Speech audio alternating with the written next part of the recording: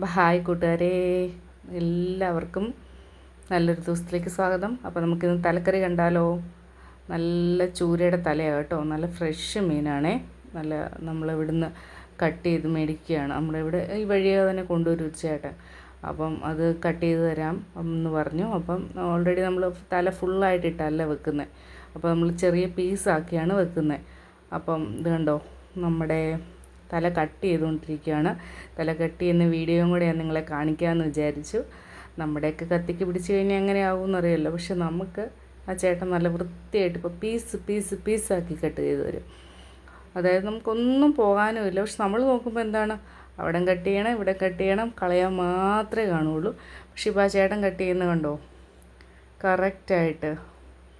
ഇതാവട്ടോ നമ്മുടെ മീൻകാരൻ ചേട്ടൻ കട്ട് ചെയ്യുകയാണ്. കണ്ടോ, നല്ല പീസാക്കിയാണ് കട്ട് ചെയ്തുകൊണ്ടിരിക്കുന്നത്. അപ്പോൾ ഇതാണ്ട് മീൻ ചട്ടിയിലാക്കി കണ്ടോ, ഒരു ചെരുവം നിറച്ചും ഉണ്ടായിരുന്നേ. അപ്പോൾ നമുക്കിത് എങ്ങനെ കറി വെക്കാമെന്നും കൂടെ നോക്കാം. കഴുകിയെടുത്തു. അപ്പോൾ ഇതിൻ്റെ അകത്ത് മുളക് പൊടി, മല്ലിപ്പൊടി, മഞ്ഞൾപ്പൊടി വെറുതെ ചൂടാക്കുന്നേ ഉള്ളൂ കേട്ടോ. നമ്മുടെ ചട്ടിയിലോട്ടിട്ട് ലേശം ഒരു എണ്ണ ഒഴിച്ചിട്ട് ഒന്ന് വറുത്തെടുക്കുന്നു. ഒരു 4 സ്പൂൺ മുളക് പൊടിയും ഒരു 2 സ്പൂൺ മല്ലിപ്പൊടിയും മഞ്ഞൾപ്പൊടിയും കൂടെ ചേർത്താണ്. ഉലുവാപ്പൊടിയും കൂടെ ഉണ്ട്. ഉലുവാപ്പൊടിയും കൂടെ ചേർത്തിട്ട് നമുക്ക് ഇതൊന്ന് നന്നായിട്ട് വറുത്തെടുക്കാം. ഇനി ഞാനല്ല കേട്ടോ കുക്കിങ്, എൻ്റെ അമ്മയാണ് കുക്കിങ്. ഇനി അതിൻ്റെ കൂടെ നമുക്ക് ഇഞ്ചി വെളുത്തുള്ളിയും കൂടെ ചതച്ച് ചേർക്കാം. അപ്പം ഒരുപാട് എണ്ണയൊന്നുമില്ല, നാടൻ രീതിയിലാണ് നമ്മൾ വെക്കുന്നത്. വെറുതെ വലിയ പണിയൊന്നുമില്ല കേട്ടോ. നമ്മളതൊന്ന് പച്ചമണം മാറി കഴിയുമ്പോഴത്തേനും നമുക്ക് വെള്ളം ഒഴിച്ച് കൊടുക്കാം. ആവശ്യത്തിലുള്ള, അതായത് മീനൊന്ന് മുങ്ങിക്കിടക്കാനുള്ള വെള്ളം ഒഴിച്ച് കൊടുക്കണം. ഒഴിച്ച് കൊടുത്ത് കഴിയുമ്പോഴത്തേനും ഇനി അടുത്ത് എന്താണ് ഇടേണ്ടത്, നമുക്ക് ഉപ്പിടണം, പുളി ഇടണം. അതും കൂടെ നമുക്കിപ്പം അതിൻ്റെ അകത്തോട്ടിടാം.